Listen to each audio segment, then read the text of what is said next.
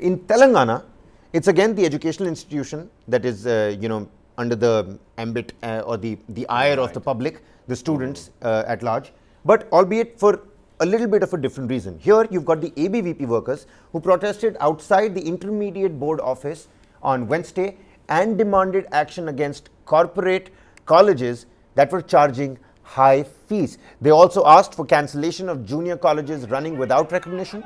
They urged the inter-board to provide all kinds of facilities in government junior colleges. Now, police stopped the protesting students and arrested some of them as well. I think detained is the right word here. No arrests usually happen. It's essentially detainment. ABVP workers protested near the Telangana State Board, the State Board of the Intermediate Education, which is the TSBIE, its head office, and demanded action against colleges that were charging allegedly illegally high fees. Pankaj, the salient features, the facts, what's happening in Telangana. K. Chandrasekhar Rao has left no stone unturned when it comes to advertising the 10 years of the Telangana state government, be it the Raitu Bandhu schemes, the Dalit Bandhu schemes, how much work has been done for the poor, for the farmers. It seems like this is another aspect that now KCR will have to battle out, because illegally high fees is something that neither the parents want, nor do the teachers want, nor do the students. It's only the administration that might be reaping the benefits, if at all there are any, and if at all this situation is actually being exploited. Well, Kabir, this whole aspect, once we were before this show, when we were in the newsroom, so Kabir and I were discussing, there have been lots of protests today, by the way, if you check other sources.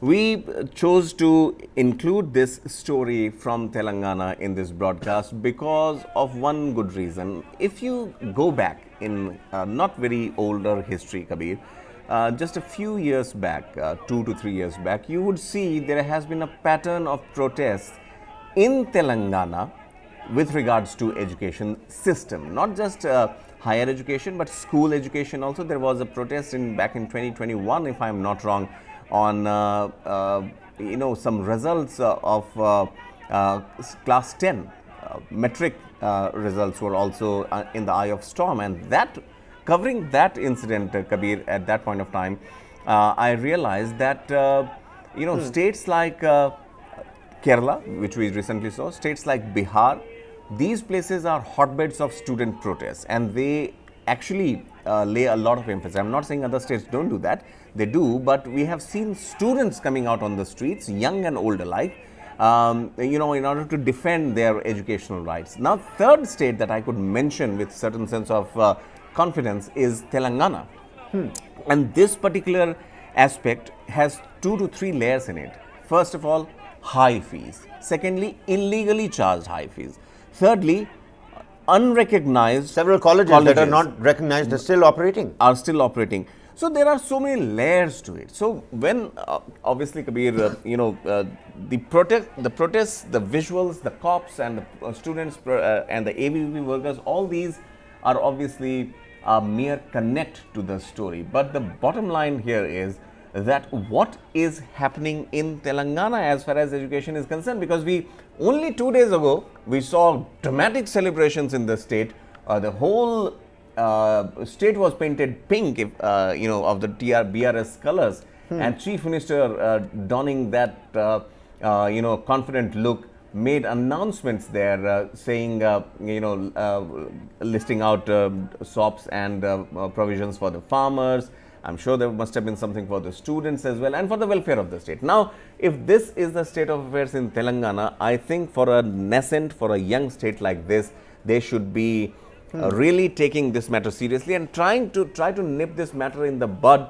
That what are these colleges? I might be jumping hoofs here, but then Canada is sending a few students, not a few, but thousands of students, Indian students, back to India because of admission racket, because of fake, student visas. Now, we've got the Donkey Network that's doing the rounds on News9 Plus. Do download the application. It's the world's first news OTT, the Donkey Network. The perils of illegal migration. You might think that the pastures are greener on the other side of the fence, but trust me, that journey is perilous and dangerous. And I'm sorry to cut you short. Yeah, sorry. And the point that I was making, and Kabir, what he mentioned, is that all these things start from here. You know, the colleges which are not recognized, degrees which might be fake, imposters giving examination.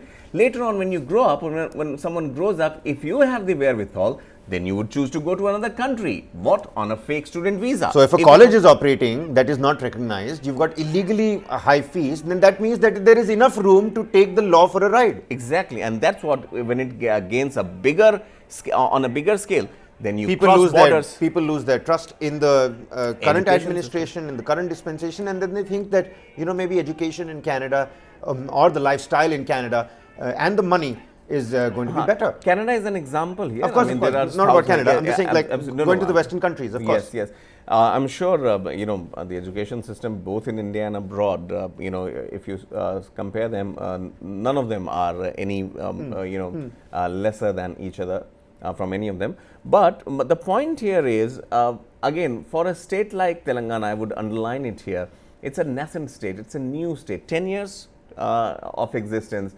We have seen promises being delivered there. We have seen how the fate of the farmers who are facing severe water scarcity has been changed. The state government is paying emphasis to it. But these particular aspects also, you know, as far as the KCR government is concerned, a very dynamic ministers also in the cabinet, whom tweets I follow often, and I see that you know, the youth, the touch of youth in their approach, that is something that needs to be done. And this, we are talking about the youth of tomorrow, the future of tomorrow, the students in colleges and universities. I mean, what better place to start the Youngsters cleansing process protesting from in Kolhapur, youngsters protesting in front of the Kerala Secretariat, youngsters protesting in Telangana. These are students. We know what happened with the Railway Recruitment Board and the railway protests that happened last year vis-a-vis the Agniveer, recruitment. That was something. And it's not just that.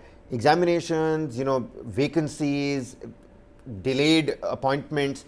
These are some things that our students really, you know, deal with on an everyday basis. And us here at News9 Live, we make it a point that the students' story and the student-centric opinion is the first thing that should definitely go out. You know, before we wrap all of this up, Pankaj, one last thing. The protesters here are again ABVP-led organizations. The students have been mobilized or are members of the ABVP. Right. BRS in power over there. The BJP directly in a tussle and competition with the Bharatiya Rashtra Samiti. We know that it performed little better in the GHMC, the Greater Hyderabad Municipal Corporation polls, than the assembly elections in the state. In December this year, Telangana goes again to polls. Right. This has been led by an ABVP. If we again, just before we wrap this up, and you know, try and look at it under a political lens, a political purview, what's going to be your opinion on that? Well, see, I mean, again, the freedom to protest, that is something, obviously, it can't be denied from these students or ABVP workers. Obviously, ABVP, you know, the student body obviously finds resonance not just in Telangana but in other parts of the country also, and the universities also. I have graduated from Delhi University. I have seen them, how they work, and I've seen the way, you know, the promotions, and likewise there is a Congress affiliated youth wing also, you know, college students union that is there. Now the question is for ABVP, obviously, yes, again, in a healthy, thriving democracy, I would say if the students who are the future of the country are allowed to voice their dissent or protest, I think they have the right to do so, definitely. And quelling them doesn't mean that, you know, you have solved the crisis. It is rather all the more important for the state governments to actually pay more attention to what the students are demanding, because obviously their view and their needs are something that would guide the... Aren't they the future scientists, the future doctors, the future painters, the politicians future also, for them, future diplomats, future... They are the future. They are the future. And shouldn't we focus on our future? If we talk so much about the human resource that we're trying to develop in our country, that's the human resource. Take a look at your human resource. It's protesting out on the streets in the sweltering heat, underneath those hydro powered water cannons, and at the same time, you know, a fee protest in Telangana. K. Chandrasekhar Rao, you know, he's got a big task cut out for him now, because even as he profusely, you know, advertises his 10 years in Telangana. With 10 pages of, With 10 pages of advertisement in newspapers. This particular visual that we're seeing right now. I mean, students getting beat up, students being detained. The news says some were arrested. It's the ABVP. And, you know, K. Chandrasekhar Rao will not take this lightly. I hope, lightly or not, well, as a chief minister, obviously, he has to look at it from different points of view. Law and order and safety is also an issue. But the thing is, looking at it holistically is the most important thing that the chief minister must do. And not just look at it from a point of view that it's ABVP. He should be looking at the bigger picture.